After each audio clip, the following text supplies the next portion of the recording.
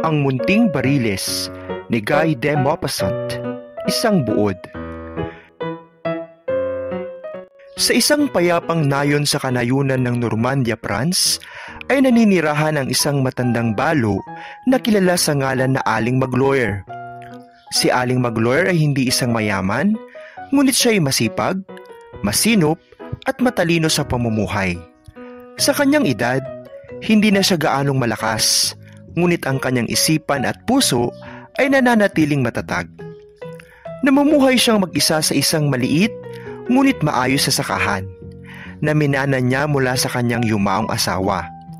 Sa sakahang iyon siya nagtanim, nag-alaga ng hayop at nag-ipon ng sapat upang mabuhay nang hindi umaasa sa iba.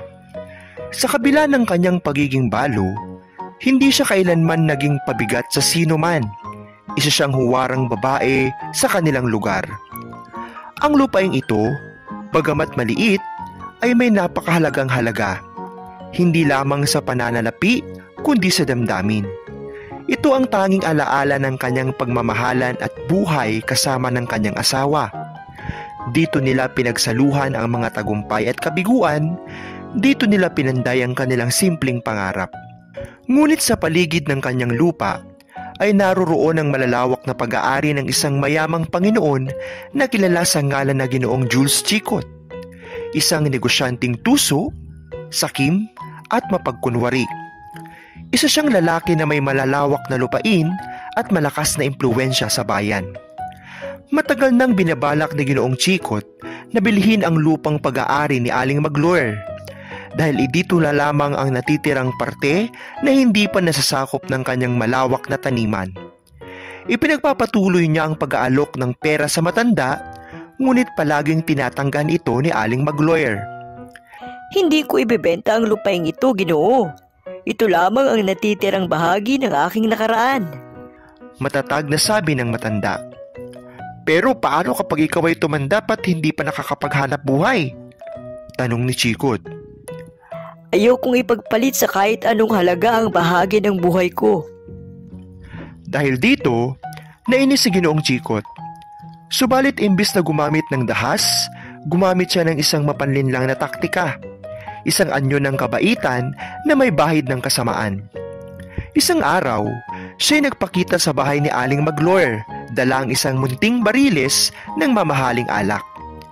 Hindi ito basta-bastang alak, kundi alak na hango sa pinakatamis na ubas, hinog na palahong tama, at matagal na inimbak upang lalong maging masarap. Regalo ko sa iyo ito, kaibigan, ani Chicot.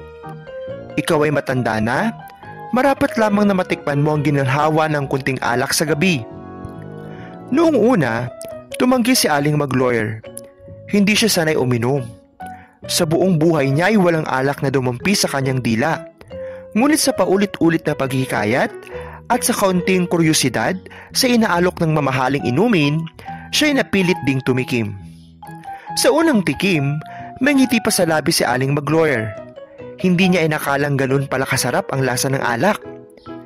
Hindi masama kung konti lamang, sabi niya sa sarili. Kaya't gabi-gabi, bago matulog, uminom siya ng isang baso. Hindi nagtagal, naging 2, hanggang sa naging 3, hanggang sa hindi na siya makatulog ng walang alak. Unti-unti, ang dati niyang disiplina at kontrol sa sarili ay naglaho. Hindi na siya gaanong nagtatanim. Ang mga hayop niya ay unti-unting nagutom at nagkasakit. Hindi niya namamalayan na ipagbili na niya ang isang kagamitan sa bahay kapalit ng bagong alak. Ang kanyang mga ipon ay unti-unting nauubos. Ngunit ang pagnanais niyang uminom ay lalo lamang lumalalim. Sa likod ng lahat ng ito ay si Ginoong Chicot. Tahimik ngunit nakangiti. Nagsimula siyang magpadala ng mas marami pang alak at tuwing kukulangin sa Aling Magloire, siya ay lalapit at uutang ng isa pa. Hanggang sa dumating ang puntong wala na siyang maialok kundi ang kanyang lupa. Pagod, gutom at alipin ng kanyang bisyo. Napilitan si Aling Magloire na ipagbili ang kanyang lupa kay Ginoong Chicot, kapalit ng konting halaga at ilang barilis pa ng alak. Masaya si Chicot. Sa wakas, nakuha na niya ang lupang matagal na niyang pinagnanasahan. Ngunit ang kapalit nito ay isang buhay na sinira niya ng unti-unti. Si Aling Mag-lawyer, matapos ibenta ang lupa, ay tuluyang nalugmok sa kahirapan. Wala na siyang tirahan, wala na siyang hanap buhay, at ang kanyang katawan ay winasak ng bisyong hindi niya kailanman inakalang papasok sa kanyang buhay. Sa huli, siya ay namatay.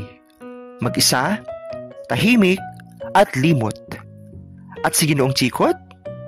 Siya ay nagpatuloy sa kanyang marangyang pamumuhay. Walang bahid ng pagsisisi habang dinaragdagan ang bilang ng kanyang mga lupain.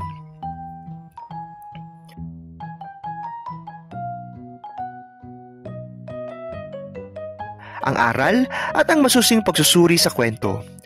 Ang tema ng kwento ay kasakiman, panlilinlang, bisyo at pagbagsak ng dangal ng tao. Sino ang mga tauhan? Si Aling Mag-lawyer, isang huwarang babae na unti-unting winasak ng bisyo at panlilinlang. Ginoong Chikot, isang sakim at mapagkunwaring lalaki na sumira sa buhay ng isang inosenteng babae para sa sariling interes. Simbolismo ng munting bariles, kumakatawan sa tukso at kasakiman.